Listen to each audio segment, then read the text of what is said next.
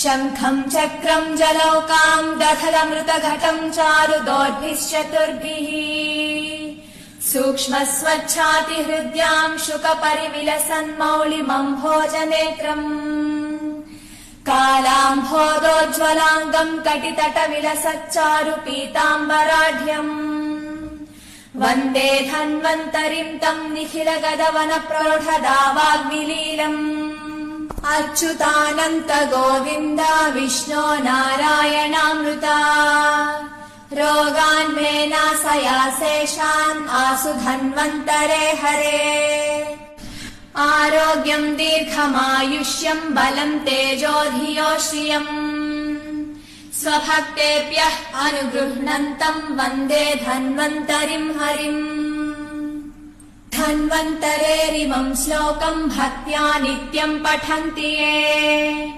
अनारोग्यम् न तेषाम् स्यात् सुखम् जीवन्ति ते चिरम् ॐ नमो भगवते वासुदेवाय धन्वन्तरये अमृतकलशहस्ताय वज्रजलौकहस्ताय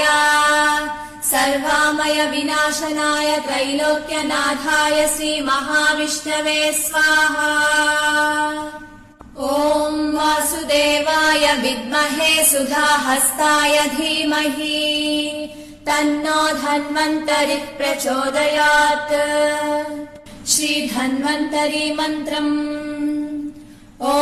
धं धन्वन्तरये नमः ॐ नमो भगवते महासुदर्शनाय वासुदेवाय धन्वन्तरये अमृतकलशहस्ताय सर्वभयविनाशाय सर्वरोगनिवारणाय त्रैलोक्यपतये त्रैलोक्यनिधये श्रीमहाविष्णुस्वरूप श्रीधन्वन्तरी स्वरूप श्री श्री श्री औषधचक्र नारायणाय स्वाहा।